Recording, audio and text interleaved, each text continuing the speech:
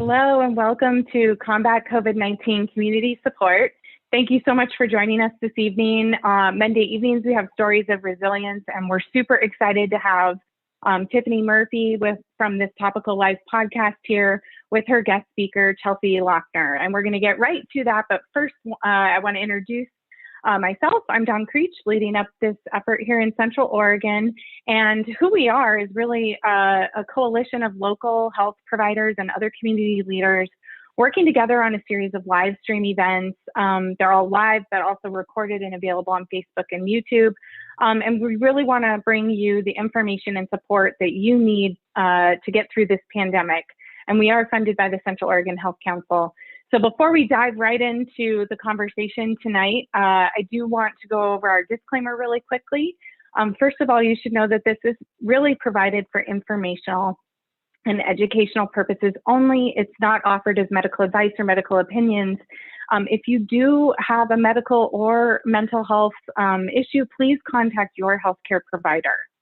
All right, and with that, I'm so excited to introduce Tiffany and Chelsea, and they have agreed also to take questions from you during and at the end of their conversation. So please feel free, if you're on Facebook or YouTube, to type them into the chat box, and we'll get to those later.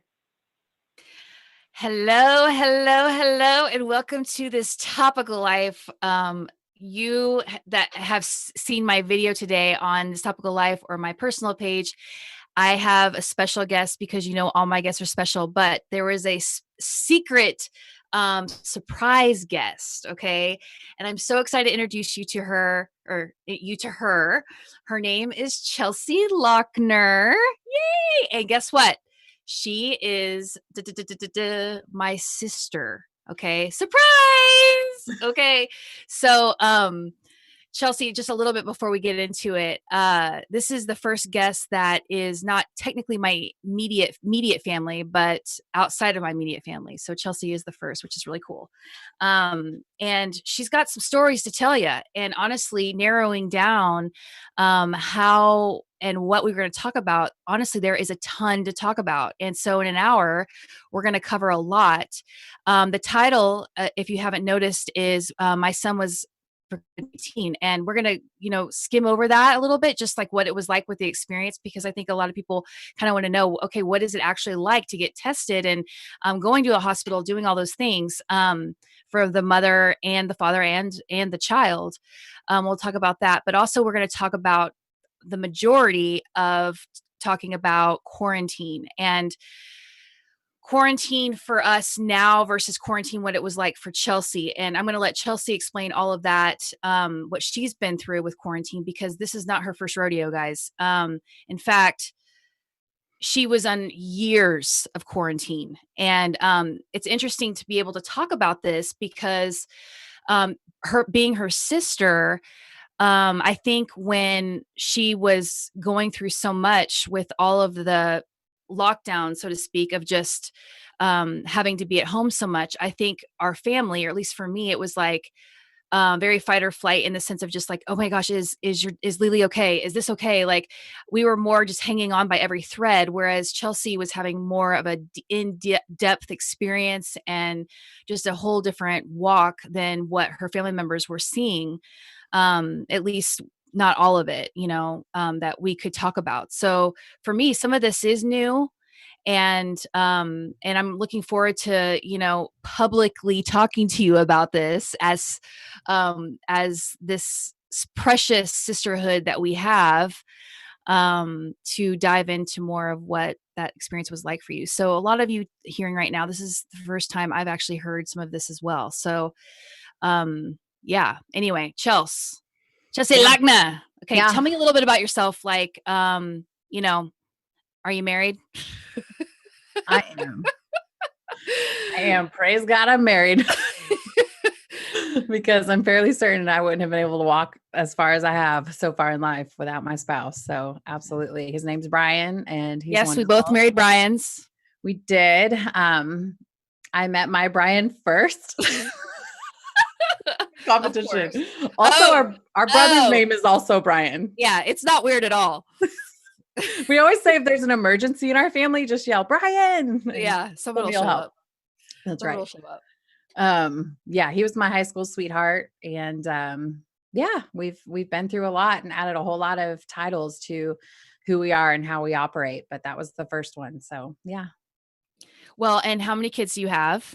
we have two. We have a 7-year-old son, Skylar, and a she just turned 5-year-old daughter, Leora. We call her Lily. So I'm sure I'll call her that inside of this realm. Yeah. So, okay. So, let's start with COVID-19.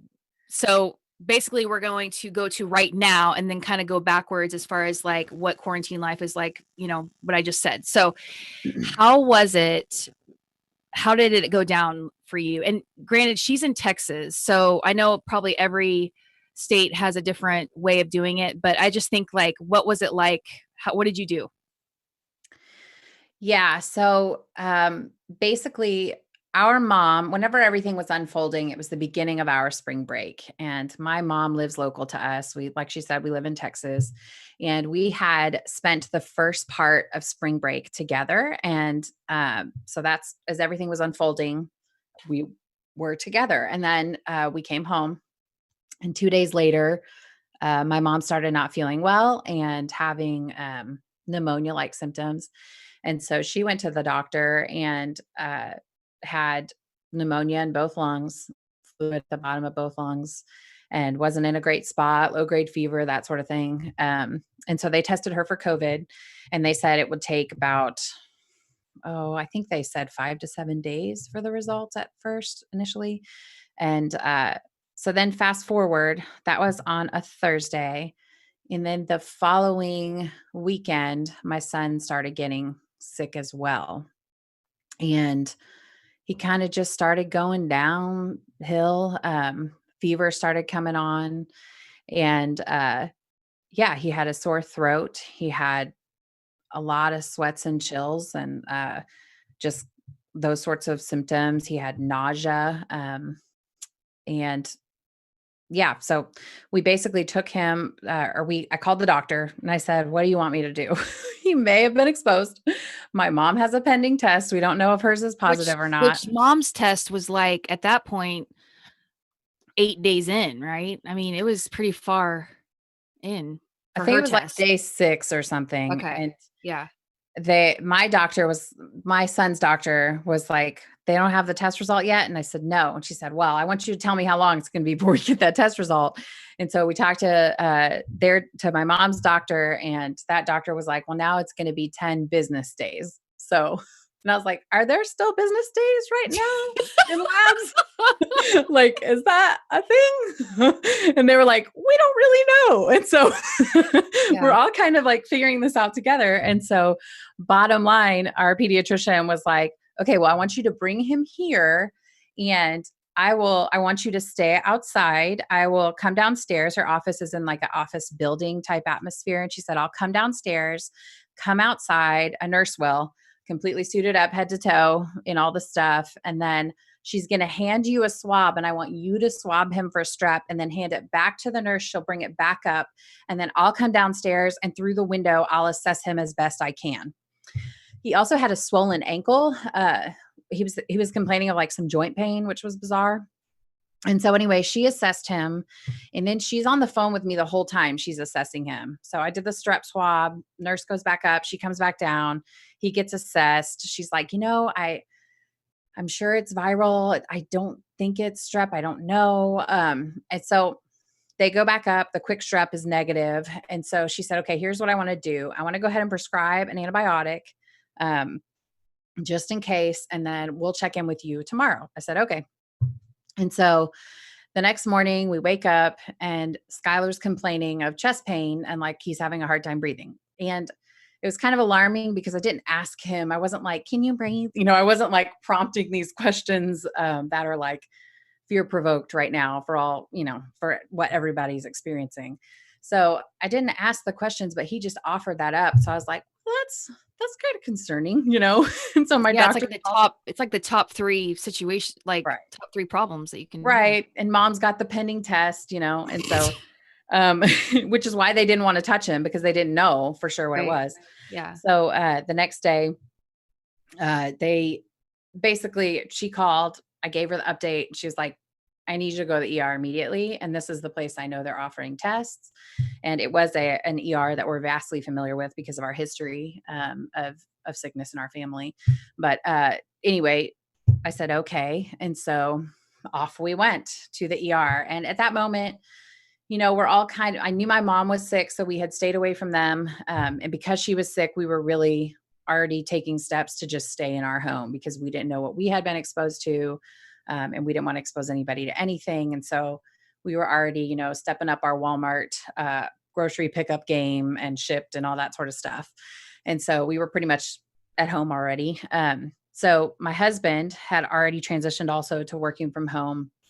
And so he stayed home with our daughter. And I went ahead and went on to the ER. And I'm used to packing a bag for the ER. So I just kind of threw things in I know I might need, and I've got this big bag that it's like a giant tote, just walking to the ER with all my stuff, knowing, I don't know if they're going to have us stay until we get a test result or what it'll look like, but our pediatrician also wanted him to be x-rayed to make sure his lungs were fine. So she couldn't listen to him, through the window. And she's an incredible pediatrician. I should also note that the way she handled the situation was absolutely beautiful and we love her. And I think it's very, do a shout out. Shout out to Dr. Hoppervat. There we go. Yeah. Right. Anyway, she's awesome. And her office staff is incredible and just did an amazing job of keeping tabs on us and checking on our mom. So anyway, yeah. Fast forward, we get to the ER. Again, I'm vastly familiar with the ER. We walk in, they have registration basically set up in the airlock or intake, I would call it, is set up in the airlock which do you guys know what that is? Like sliding glass doors, you walk in and then there's is there usually a sign that says you can't go in there or something? No, you usually walk in all the way into the ER and then turn to the right. And then there's like all of registration. It's inside. It's not in the airlock. So they had like computers pulled into the airlock and people stationed there with their masks on. And they just immediately, further than 6 feet away, start asking you some kinds of questions. What sort of symptomology do you have? Which pretty much all our answers were, yes, he basically is a mess. And, have you been exposed? One of the things that they asked that was more specific than what they typically ask was, have you traveled anywhere, not just outside of the U.S. in the last month, but inside of the U.S. In the last month as well? And our answer was no. And then they also ask, have you traveled anywhere in Texas? So Texas is big. Yeah. But it's just interesting because they really wanted to know your whereabouts because there's kind of hot spots everywhere. So then they took us immediately to a room. They didn't stop and do his vitals. They asked me how much he weighed. And yeah, we went immediately to an isolation room. So it's one of those that has a room next to it. So they can like gown all the way up, come in, do what they need to do, and then go out into that room, de-gown, throw it all in the trash, and then exit the premises, kind of, so to speak. So we were in one of those rooms and it was interesting and sobering, I would say. I have a lot of memories that are really warm and cozy in the ER and a lot of incredible interactions with amazing healthcare providers that, just are phenomenal. If you go to, a hospital that's for children, they just do such an incredible job of interacting with like warmth and, big facial expressions and just really getting on kids' levels. And this was just like, hi, how, it was just like they couldn't do what they typically do. First of all, because they have so much PPE on, but they also just are trying to get in and out and be efficient because they're trying to minimize the risk for everybody. So there was nothing wrong with it. Again, love this hospital. They're incredible, but it was a vastly different experience than anyone I've had. The doctor came in one time total, the whole time we were there. And she came in suited up. She didn't compromise care or doing his, evaluation, checking on him and all that sort of stuff, his examination. But after that, she left. And whenever we got the results of the test that they did run, which was like the whole, well, actually she didn't get all the results. She got the results of the quick strep and there was one other, and they were both Like negative. And then flu, right? Like well, a flu. they waited to give us those results. They didn't have the whole respiratory and flu panel back yet. But she called me with the results that they did have, like on the phone in the room, instead of coming in and giving me the results. She called, and I was like, is that phone ringing on the wall? you know, Yeah. like I'm not used to a phone ringing in an ER room. And so I answer it. I'm like, hello, I don't, are you calling to bring me food? No, but yeah. So I answered it and she's like, hey, can you see me? And I turned and looked out the door that I could see like straight out the door. And she's like, hi. I'm like, oh, hi. I'm like, this can't be good if she doesn't want to come back in. So, yeah, she told me the results they had so far were negative, and she wanted us to go home and wait for the rest of the results. If they were negative, then they would send the same panel that they used, same swab that they used for flu and RSV and all the respiratory illnesses. They would take that same swab and forward it on for COVID testing. So they had already swabbed him for it, which we didn't even realize. At some point in there, they had also written a big Q on our door for, I'm assuming, quarantine. And so that was fascinating. The nurse came in the room, I think a total of 3 times, one to x-ray, one at the beginning for the initial assessment and all the questions and stuff they ask, and then one for discharge. And the last one for discharge, I mean, they really they were trying as best they could to consolidate entrances to the room. I'm certain for, reasons to conserve PPE, but also, not have as many opportunities to exposure should he be positive, Yeah. So, whenever they came in at the end, I had already called twice the nurse's station because he was, shaking like a fish, having chills and was freezing, and his fever was going up and he was really struggling. And so I just said, he's really uncomfortable. He needs, it was time for him to have more medicine basically. And they're like, okay, we're coming. And, it took 30 minutes for them to get in there. And when they came in, they came with the discharge paperwork, the medicine, the everything. And then, the doctor had also on the phone given me specific instructions as to how to leave, like, walk far behind and, don't Yeah. touch anything. And whenever you hit the button to like exit the wing, it's with your elbow, solid elbow tap. And so, yeah, it was a fascinating experience, and, eerie waving, like whenever we left, we waved goodbye to the nurses, and they're all staring at you, hoping you're not a COVID case, but also smiling through all their masks. And, yeah, it was interesting. But his lungs Well, were clear. And since his lungs were clear, we got to leave. That was the other result, was the x-ray. so with all of that, you did get the result, but in the end, he didn't have COVID, and Not, he did not, but yet we still don't know what that was. It was no flu, nope. no strep, no COVID. It was a freaky thing, and he was really sick. Yeah. But So, I'm familiar, like with having our history of medical ailments that we've been exposed to in our family. It's okay. Like that doesn't make me like, I don't need an answer. Like there's just, with right. all of our experience, I've learned that there's just tons of viruses and there's no way to test for all of them. There's just not. And some are fluky and they all can look different. And yeah, they vary. And there's just not a test for all of them. And that's okay because they're not all life threatening. And oftentimes what is life threatening is the symptoms more than like the virus itself. And so if they can figure out a way to treat the symptoms, it's okay. So yeah. So, which brings me to the next thing, which is quarantine. So they put you on at least what, 2 weeks? At Well, least so at that they point? said 14 days, or, if it was a positive test result, whenever we got the test result, it might be longer, but they said they would wait to see the result. And if it was a negative test result, then we would be fine if he was like uh, symptom free for 7 days, because that means it was a different sort of virus. And he was not outside. Oh, sorry, I didn't mean to cut you off. He No, wasn't you're good. outside. He didn't even go outside. Like No, we that couldn't just, figure out how he caught what he caught. It made no sense because we had been home. Uh, I mean, he hadn't been anywhere. He was at school. So Friday, school got out. We went to our parents' house.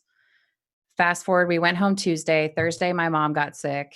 And then that following weekend, like Sunday, Monday, Skylar started going downhill a little bit. And then Tuesday, he got really bad. And that's when I called the doctor. So it was it was a while. It was like 10 days from him being at school, which is a very long incubation to catch something. So yeah. who knows? But it did turn out that mom's test was negative and hers took 11 days to get back altogether. And when we got her negative test, um, Skylar's pediatrician was waiting with bated breath to get that information. And so I got to call them and tell them, and they literally cheered in their pediatrician office for mom. It was so Yeah. sweet. It was a really cool, I mean, it's a crazy time to live through something like this, but the beauty of humanity is also brightest in the darkness, right? Like where does light shine the brightest? It's in the darkness. And so, yeah, it was one of those moments where that was certainly a truth. So, Do you remember the other day when we were talking, I was saying how I was in the line at Chick-fil-A, like, I'm sorry to be the bad guy in the beauty of humanity, but it yeah. also could be a little scary. I was in the line of Chick-fil-A, they have it all dialed in how you do it. And this truck like gets behind, it was like, I don't know how to describe it. It was like one was going the wrong way and the other truck was going the right way, and somehow they got in a big fight. And granted, I haven't been out of the house in like forever, so it was like this was a big adventure, going to Chick-fil-A. And so I see this guy, and I love what Chelsea said, but like I see this guy and they start cussing each other out about what direction they were going in. And then once I see one spit on the other person in the car, and the other person spit on the other person in the other car. And, and I was like, I cannot believe this is happening. And Chelsea was just like, that's like a death sentence, like in this state. I was like, yes. I'm like, that'd be the worst thing to do. I mean, I'm sure the guy would rather be punched than spit on because it was like COVID, Yeah. but I thought that was kind of an interesting thing. It can be scary for a lot of people, but also, yeah, I agree that you do see some amazing things.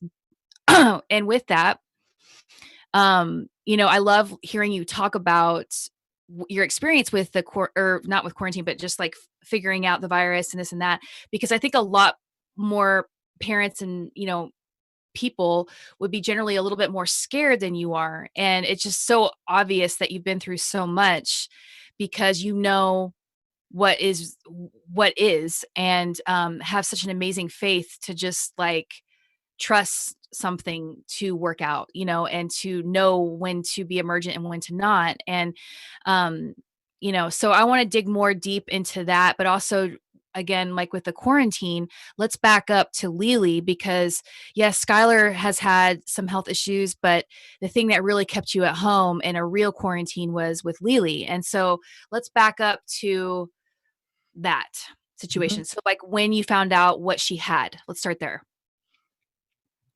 Okay.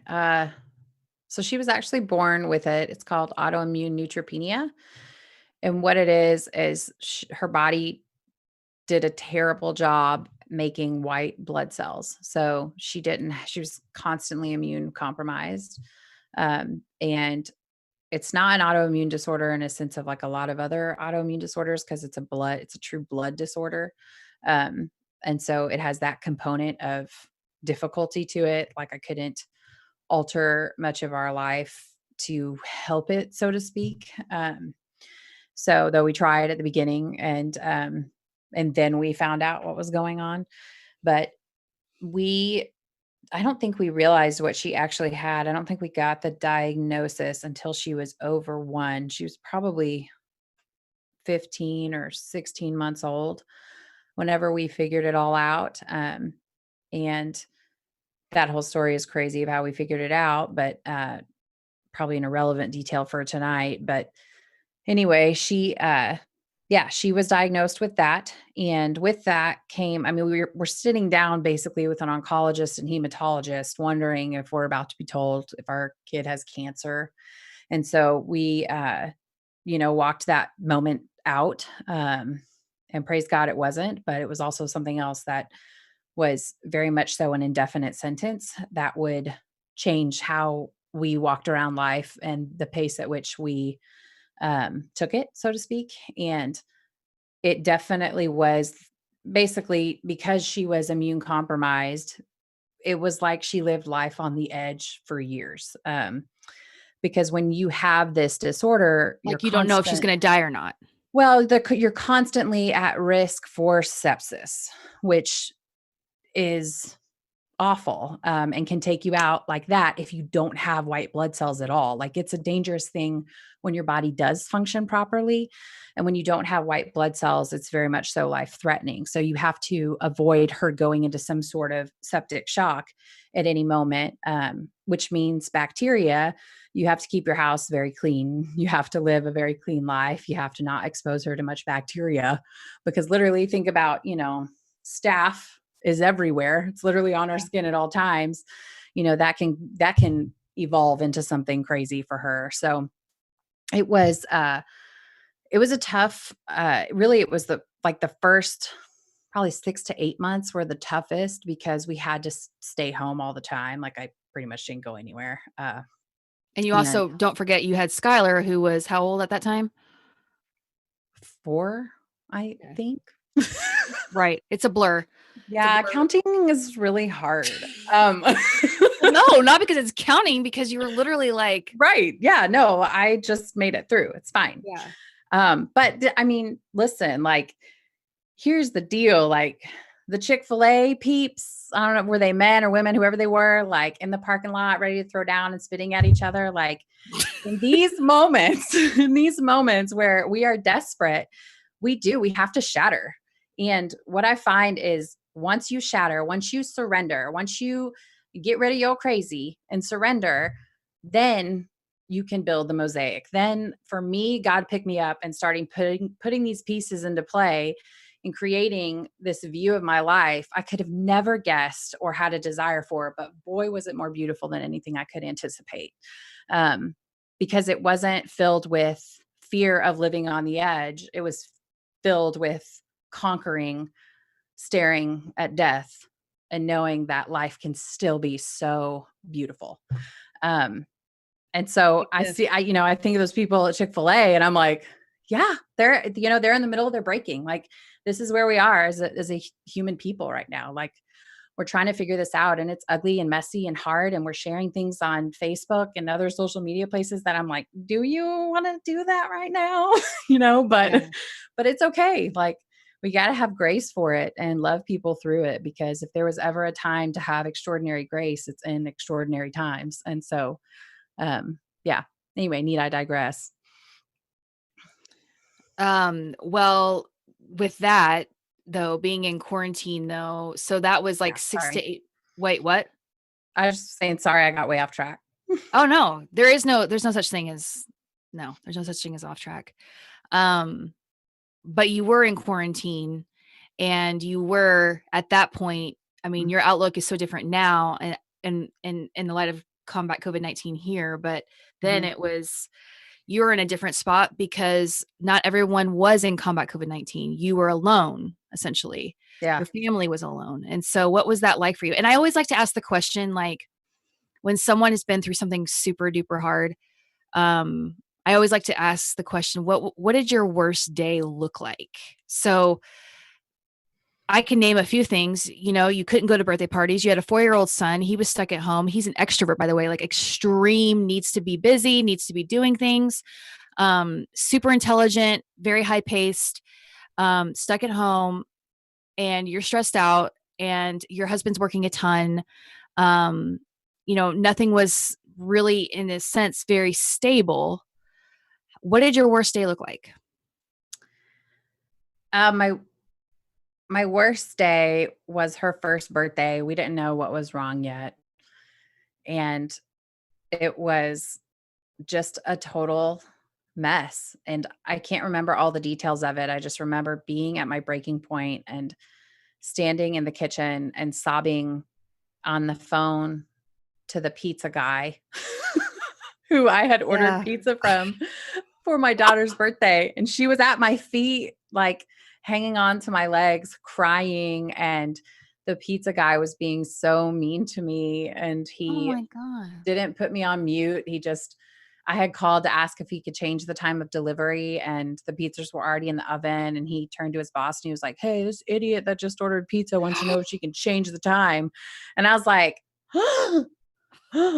like I just was like, I'm canceling my order. And I hung up.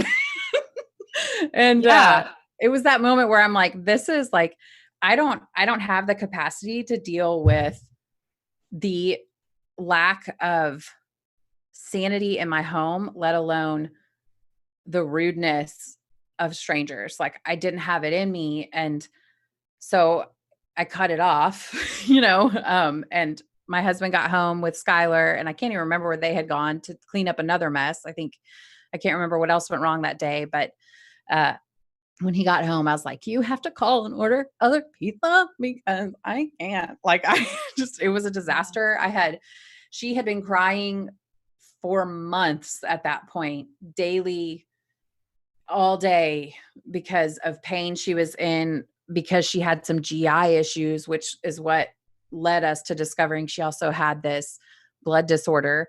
But it was awful. And she had been getting sick a lot already. She, like sick every week, constant fevers and stuff like that.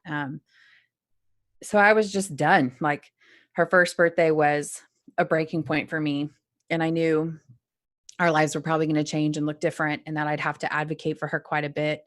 So it was like this shift of like, I am done trying to figure out how to be a mom like this. Like things have to shift in my life, and they did. And yeah, so I don't know. It was just this moment of Was it surrender at that point then? Is that what you're saying? surrender mixed with fortitude of like, I'm done, this isn't okay. This can't remain. And I'm not going to deal with people treating me like crud also. Like we're done. And not that a lot of people treat me like crud. That was just the icing on the cake in that moment. And I think it kind of pushed me into being like, that fight or flight, that fight came alive. And I was like, okay, here I go. And so, Yeah. Mama Bear just entered the room. She ain't going back down. But then so at 6 to 8 months though, that's when things started to, look like she had some issues. And then at year, that's when you find that out. Mm-hmm. You're already done with that. But then much of her early few years was, you did have a diagnosis, but every time she had a fever, you had to go to the emergency room. Correct. Is that how it was? It was, they treated it like a life or death. Yeah. Because they had to make sure she wasn't going into sepsis and that she didn't have a bacterial infection and that she had enough neutrophils to battle an infection, basically. So they had to do labs every time. We were close to putting in a port by the time it was all over with because she had blown all her veins. She had too much scar tissue built up. So they had a hard time getting an IV placed towards the end of all of it, which was really amazing that she made it that long without needing a port, because it was like almost 4 years. And so, yeah, it was every time she was sick. And because of her illness, she got sick way more frequently than most people do. So there were weeks where we were at the ER 3 times a week, 4 times a week, every other day. And that's just how it went with her. And, it also, if the fever persisted and we didn't get admitted and her counts were okay upon, it starting, if within 24 hours it hadn't gone down some, we'd have to go back and do it all again and then potentially be admitted if her counts weren't good enough either. So it was, so many 3 a.m. trips to the ER, midnight trips to the ER. It was, my husband would typically stay with our son and I would typically run point on most of those visits, but he would go sometimes too. But it was a lot. I don't know how many it was. And Brian and I have tried not to track how much money it was. Yeah. Yeah. But yes, inside of all of that, we certainly had to stay inside and keep to ourselves. And it was an isolating feeling because people couldn't really understand it. It's such a bizarre, like, diagnosis. In fact, it's even called benign neutropenia is one of its like other names, which makes it sound like it's benign. Like, this is fine, Yeah. but all that means is it's not from cancer. It's not cancer related. A lot of cancer patients have this as a result of chemo. Right. So her body was reacting like it was receiving chemo all the time, is how her body was walking around. If that kind of is a parallel, she wasn't as, she didn't have some of the other chemo side effects like nausea regularly, but her she had body was, GI stuff though, right? yeah, but that was a separate issue. Okay. But yeah, so her body was just constantly immunocompromised. And so we stayed home a lot. We cleaned a lot. And at first people, were very,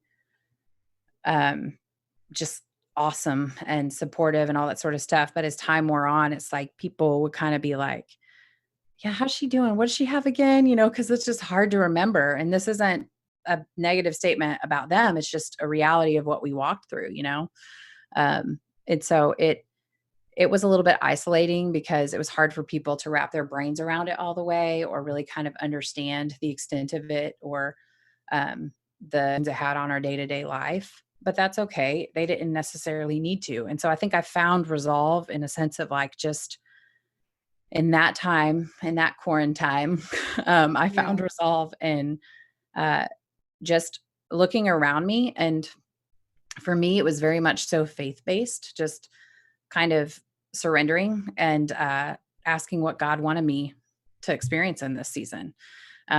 I have made so many plans in my life and they just they were great ideas. Yeah. But they were not how life went. And oftentimes I think that's what happens is life doesn't go the way we want it to go. And so when that happens, we get a choice. We can either throw a fit and, do my, like, this is how I feel like I talk to God a lot. Like, what's that about? Like just, but, or we can look around and try to find the good. Anytime the glass is half empty, it is also half full. And so what does that fullness look like? How is it defined? One of the questions I think, I love that I heard recently that kind of summarizes how I think I got through that time is, what's saving your life right now? Like, what's saving your life right now on any given day? And that can be a heavy question. Like it can be a heavy answer. Or it could be like wine is saving my life, or it could be, friendship is saving my life, or it could be, you know, flexibility is saving my life. Today, even I realized like I was thinking of that question because today was a tough day in the homeschool realm and with my son, not necessarily with the curriculum, just he drew the day out to be like 6.5 hours of homeschool. And he had probably 3 hours of stuff we could do. And it was just really, really challenging and trying. And my daughter literally was streaking through his like Zoom class calls. And I'm like, oh my gosh, please stop. Like, why get your clothes on? Why are they off again? Like, get away from your brother's camera, like just trying to figure it out. And there, of course, if you react to it, she's going to do it more because it's like, oh, I'm getting a reaction. I'm going to be naked now. Gosh. I mean, just what are you doing, child? And so, yeah, just trying to, navigate all the things that kind of pop up when you have two young kids that really kind of need hands-on love all day long. And they're suddenly with you all day long. And so you're doing more with them and for them, with less like you time, so you're doing more with less functionality and you're trying to do your best. And so today I just found myself asking myself that question is, what's saving my life today? And it was really sweet. Actually, the answer that came to mind was, self-control, because like I probably, I was harsh on my son at one point, I got snippy with him and yelled at him and all that sort of stuff. But man, there was probably at least 40 times before that where I didn't. You know what I mean? Yeah. And maybe tomorrow I'll make it 43, but I will say, like, we tend to look at our weaknesses and say, like, oh my gosh, like I am having such a hard time dealing with my kids in my house all the time, but we could also look at that sentence and flip it and say, but there's all this time that I'm doing it and it's okay and it's good and they're thriving still. They're smiling, they're laughing, they have enough energy to irritate me. Like, things are still actually really good. Um, so yeah. Kind of It's think. interesting because two things.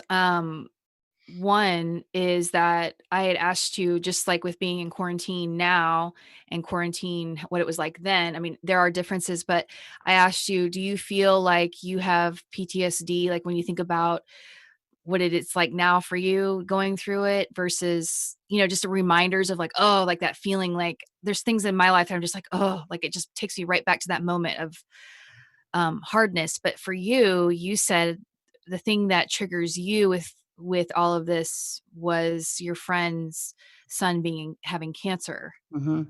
That actually uh, emotionally triggered you more than say being in quarantine. Yeah. Oh yeah.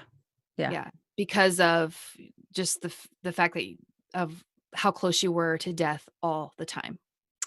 Yeah, but also she's literally like she's literally like working with similar providers in the same rooms I was in.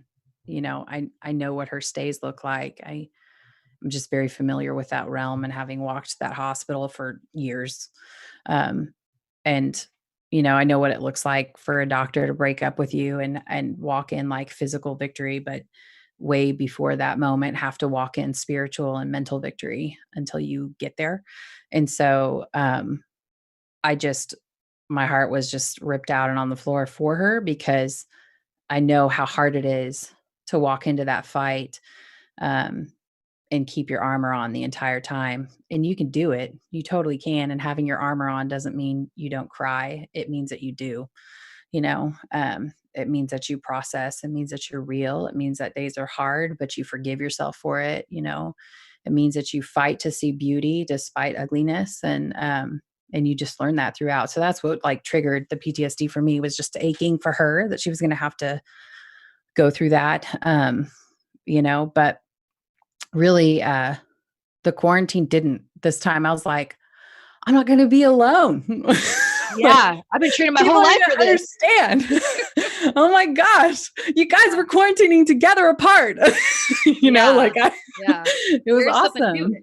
There is Yeah. something to that. I mean, Oh, totally. if you think about, you know, the time that you were in quarantine alone, it's like, I just think about, because tend to be more extroverted, just like all the birthday parties I miss out on, or just the everyone wants to do everything like everybody else, like have the birthday parties, do the things, have these normal so-called experiences with your kids.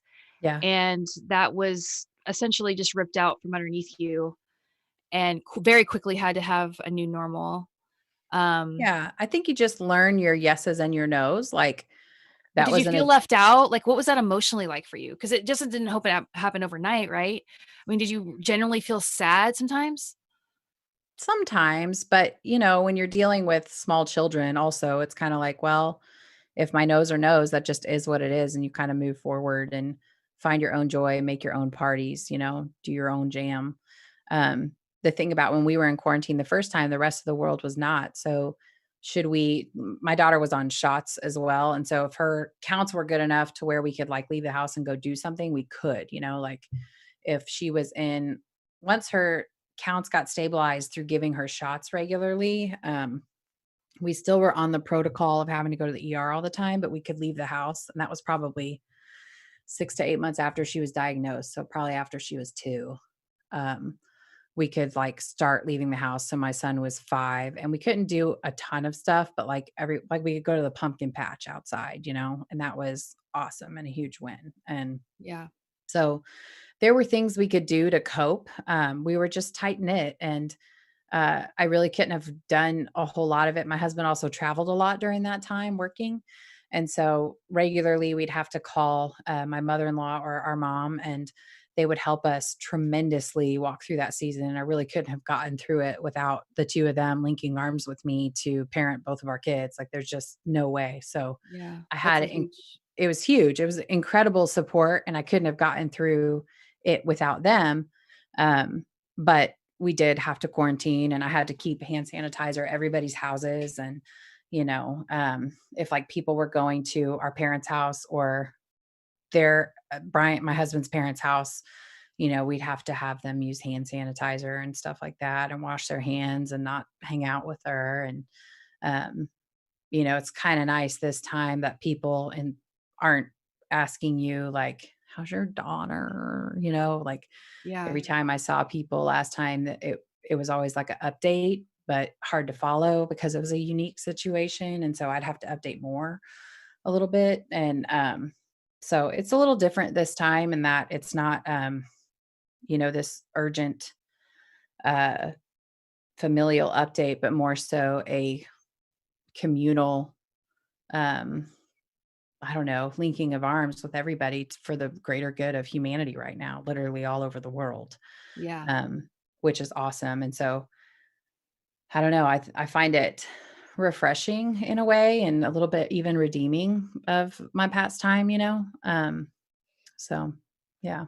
And another thing you had mentioned too was advice that you would give to someone in quarantine now, all of us basically, whether you've practiced that in the past or that you're practicing it now, is that you said, which I've already started to do, you said, identify what you will miss. Yeah. Yeah. So can we talk more about that? Yeah, for sure. I think we have a tendency to look at circumstances that would be defined as disastrous and leave it at that. Like there's no redeeming this. There's nothing good to look at here. And having walked on the edge of life with my daughter for as long as I did, that's just a flat out lie. There is always something redeeming to find. And again, I feel like I found it through surrendering and oftentimes in prayer, like God would just bring to the forefront of my mind his goodness. I I learned to gather my gratitude, um, and write it down because listen, man, like we're not promised anything, and as time goes on, things change, look at the 70s. I think sometimes too, I think like the 70s, 80s, 90s, sometimes I think about how sweet and innocent and clean and pure our childhood had the opportunity to be because it lacked social media. And there's times where I'm like, man, I would ache. I would give anything to be my mom raising kids, Yeah. because there was just a purity present in those times. And when you think through that and you realize, man, that was such a beautiful time. Well, guess what? So is today. And tomorrow I'm going to look back on today and I'm going to be like, oh, that was so awesome. That was so awesome. Like, why didn't I take that and enjoy it? Why didn't I like grab hold of that and say, yes, this is good? Like that might be ugly, but it doesn't mean this is ugly. It doesn't mean everything is tainted. It doesn't mean beauty can't exist, just because there's a body of water and it goes really deep, it doesn't mean what's above the surface is ugly. Like the scenery can still be beautiful, even if the water is deep and scary. Like it's really not, it doesn't all have to be that deep, scary chasm we put ourselves into, these places. And so I think for me, I definitely have to check myself on that is, what am I going to miss, and think through that lens of like, man, I'm going to miss this staring at my kids who are only going to be 5 and 7 right now. Like I'm going to miss that. I'm going to miss their loudness and their craziness and watching them play charades at night and, us reading Harry Potter together for the first time. What am I going to miss? And if it's hard to identify something that you would miss, create it, Tiff, you were telling me that Joey, your oldest, is reading Harry Potter for the first time too. And he's in 8th grade. Well, dude, that's awesome. Like he's going to remember this moment by the time he finally read this epic series that, is culturally amazing and totally relevant. And there's literally like, an entire theme park built about it, And his mom is reading it as well, just to clarify. Way to go, Tiff. See? Yeah. Okay. That's so funny. Yeah, so identifying the things that you're gonna miss. We do have some questions out there right now. If do we have Dawn, do we have some questions? Okay, let's get to those questions because there's so much to pick Chelsea's brain about as well, and I don't want to hog her all to myself. But there will be a couple of things I want to say before we close. But what are those questions, Dawn? Yeah, so we have a question from Grace, who's watching us all the way from Fayetteville, Arkansas. And her question is related to something you were just talking about, Chelsea. What's the biggest win or joy you've seen this season that you've used to stay encouraged? Biggest win or joy I've seen in this season that I've used to stay encouraged, that I've seen. Man. She hasn't seen it yet. She hasn't seen it. It might have been at Chick-fil-A because my experiences at Chick-fil-A are way more heavenly than Tiffany's. Well, that's because they're in the Bible Belt. Okay. No, I'm just kidding. I think really like for me, if I could look at every moment, and this is that whole like, we're in this moment as a society where we're all sitting across this big table, and what's on the table is honestly death. It's literally scary and hard, and we have to all look at it, and we're all different people, and we're coming to this table and we're looking at it. And what do we do with that, right? And so for me, like death becomes less scary when I look at it through the lens of my faith. And so I look at that and I think a whole lot about how, for me, it's not about, my faith isn't about going to heaven someday. It's about bringing heaven to earth today. And so again, it goes back to, how do I look at that big scary thing and find heaven despite it? How do I pierce it with light? How do I look at that ugliness and poke holes in it and say, you don't have control of my joy, regardless of the fact that you exist. Like I'm not going to give it that, you know what I mean? So I don't know if I would say there's like one specific moment, that I've had like an aha, oh my gosh, I'm holding on to this right now, forever, other than like, I think we're all being refined in a whole new way. At the beginning of all of this, I think people were like, hey, I'm going to get all these house projects done. People are like painting their homes. They're like redoing stuff, and my big project, as it turned out, was nothing I had signed up for. It was homeschool, Oh. And so I'm learning what that looks like. And the cool thing about that is I'm conquering something that was an invitation to conquer because of this season. And that's really, really cool because we're all being pushed into this capacity that's exposing places we didn't know we could travel to, that's creating perseverance we didn't know we had.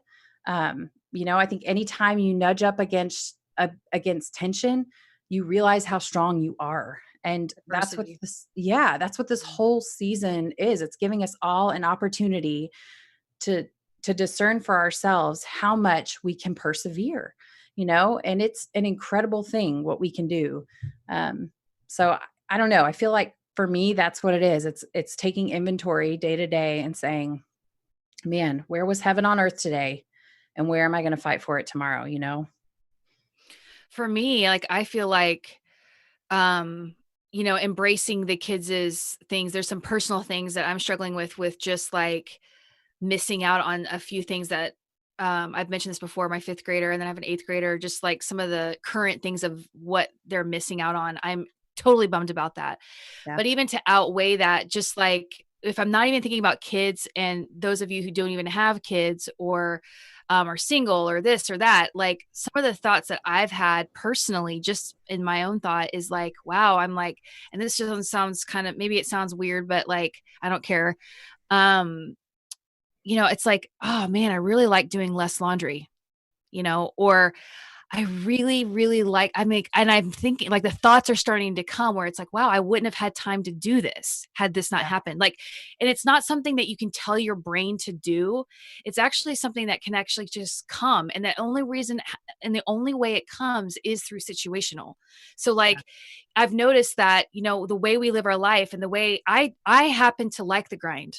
I like having a system. I like having, to go. Like I thrive on that, but to what extent? And so I'm looking as time has gone on, even in this short like few weeks, I'm just like, wow, I really didn't actually slow down. Like Mm-hmm. I thought to myself, well, I would schedule that, or Sundays would just hit me and I would just be like in bed half the day, or we would just be super lazy. And I would say we were super lazy, but why did I have to say I was lazy? Like, it's just insane, the thoughts that have come to my head that are just like, wow, like this is opening my mind up to something different. Granted, I'm sad about a few things. I'm happy about a few things.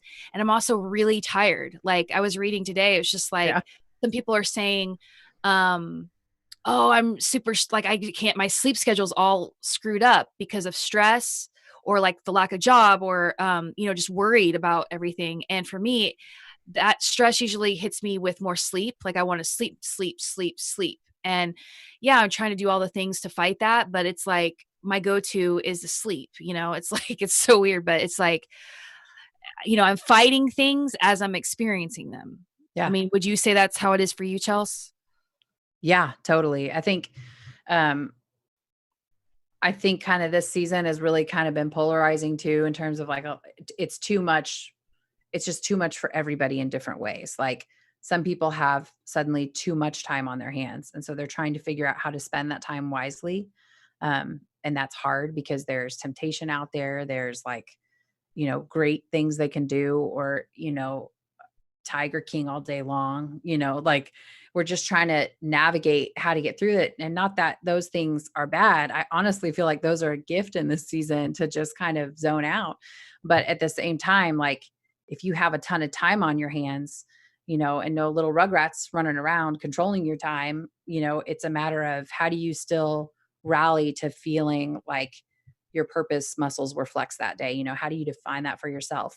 And I don't really think anybody can define that for you. I think it's just a, you know, internal dialogue you got to kind of define and take with you throughout the day and create a rhythm accordingly. But for me, I feel like my too much has been too much of like I mean, my kids are 24/7 now. My husband's having to work more now. And so he's working days, nights, and Saturdays typically. And so I'm doing a whole lot more with no breaks, you know, and I used to do a little less and make sure I got breaks. And so it's just totally different in terms of the capacity in which we're all functioning. But no matter what that capacity looks like, it's all an invitation to define your perseverance and your, you know, your capabilities in a whole new way. Like you have no idea what sort of armor you you are suddenly putting on, but you're putting it on every day. And that's pretty amazing, you know?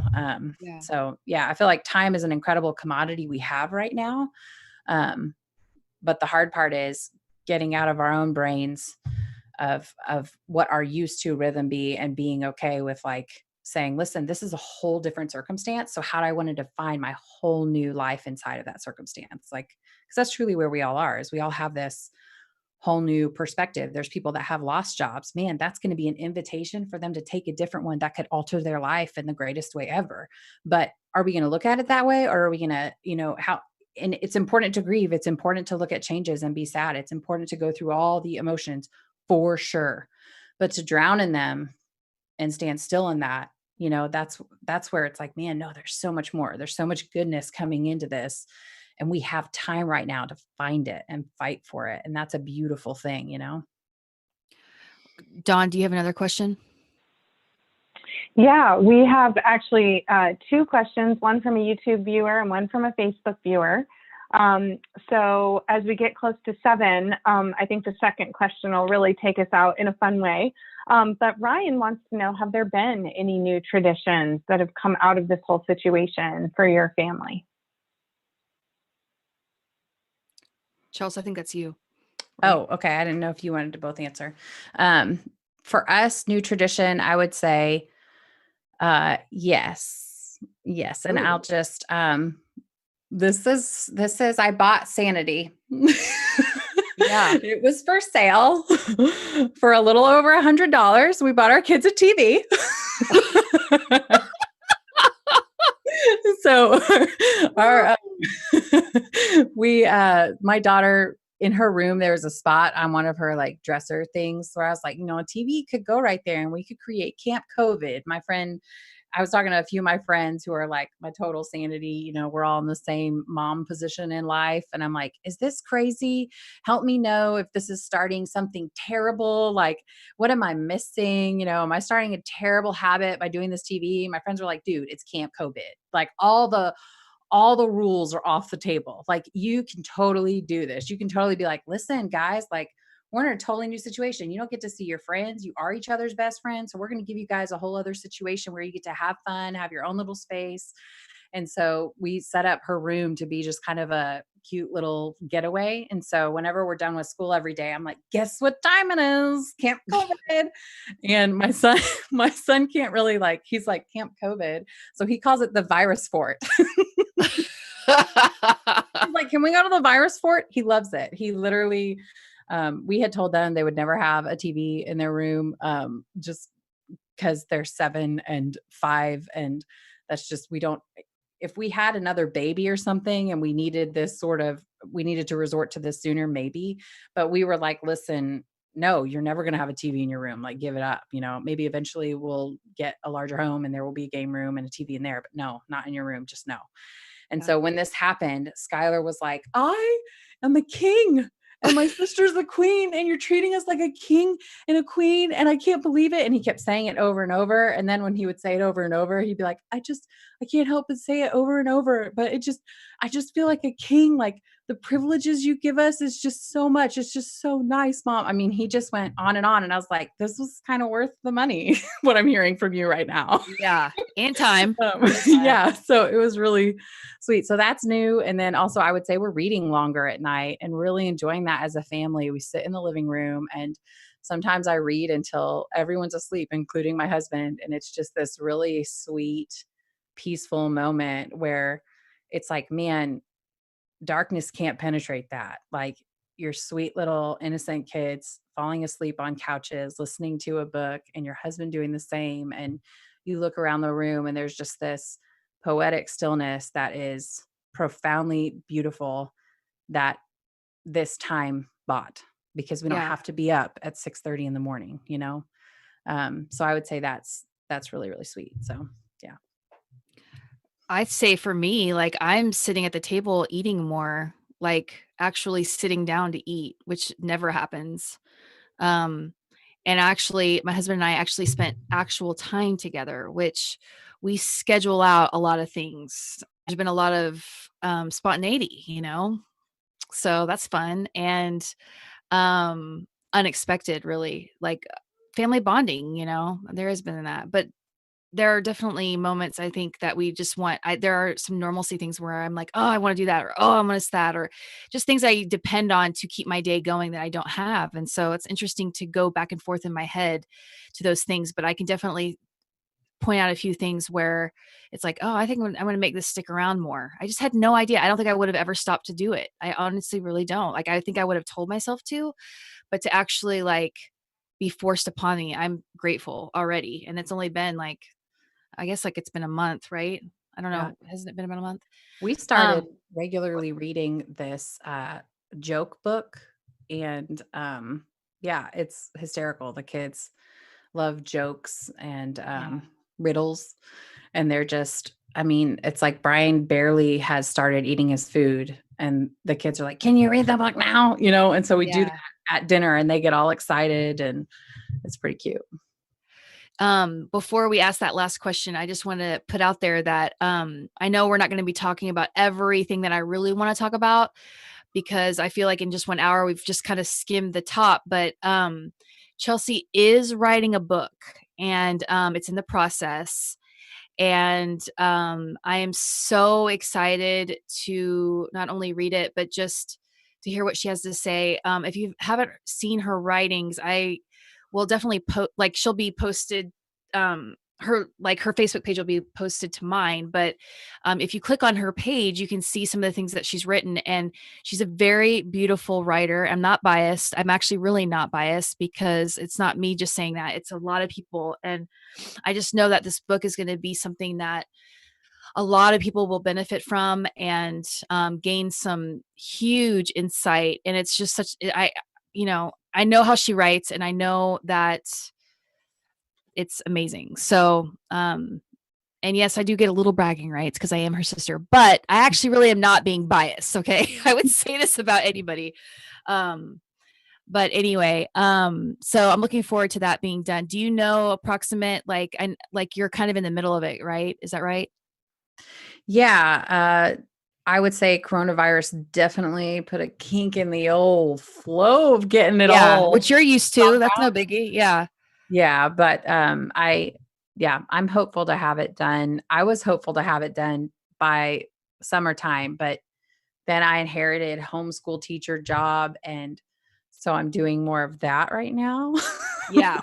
Sure. But I'm hopeful now kind of to have it done by the end of the summer if possible.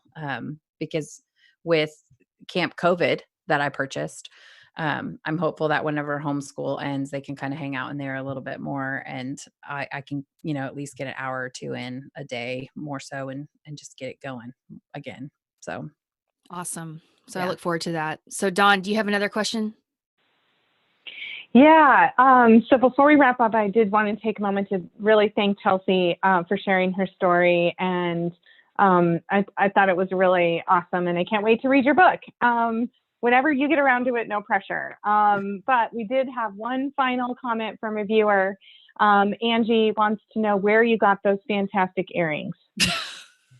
Love it. They are fantastic earrings. Thank you for noticing. They are. Gosh, they match your hair, which is awesome, and the back of your head. They do match my hair and your shirt. Yeah. These are my I did something for myself today earrings. I put them on and I'm like, look, I love myself. Together. Yeah. Together. I got them at this place called the Painted Tree, and what they are is it's a store filled with vendor booths. And so they sell a bunch of these type of little leather earrings that are super lightweight and comfortable and fun and cute. And I literally bought these because I was like, they match my hair. I could wear anything with them because they just match my hair. So, but I really can't. They should probably also match my outfit. So you do you. You do you. Yeah. I got them in Texas. So I don't know if that will help you, Angie, but yeah, it's called the Painted Tree. Painted Tree. There we go. Great. Right. Well, Tiffany, did you have any other closing thoughts before I wrap up? Well, obviously I love you, Chels. And you're just such a gift and a light to so many people. And I'm really fortunate to have you as my sister. And thank you for being my first non-immediate family member on the podcast. So yeah. It's so weird you call me a non-immediate family member. I know. I'm like, you're my sister. Well, technically the Murphys, I know it's so weird, right? I know it's so weird. I'm like, don't you remember I went to every friend house with you in our neighborhood? So another little inside fact about Chelsea and I is that we have a Sister Me Club, which if you haven't heard of it, you will now. I should have worn my sister's shirt. Oh my gosh. We'll do it next time. Yeah. But I invented it, and basically any sister, you had to have a sister to be in it. And so it still carries on to this day. So it's just crazy. But Chelsea, she was my partner in crime. Yeah. It was formed around a patch of clovers with bricks that had fallen off the wing walls of my parents' house. God bless the clovers. Yeah. We put them around the patch of clovers and made a little entrance. And I was always bummed there wasn't an actual door to our club. I was more concerned about that. Tiff was more concerned about her credentials as president. She was very adamant of it. I mean, they're all written down, by the way. They're all written down. They have been filed in a very special spot. So they do exist. And yeah. Shout out to Tasha, who's in it as well. Yeah, Tasha. And and our and our aunt, moms and our all aunt. all the people that, yes. Yeah. So Yeah. that is my closing thought. Thank you, Dawn, for having Topical Life on there and on Combat COVID-19. Well, again, thank you so much, Chelsea, and thank you, Tiffany, for joining us. And thanks to everyone who participated in our live broadcast, or if you're watching this on our recorded versions on YouTube or Facebook, please join us. We have 3 more live events this week, starting tomorrow with Quarantined.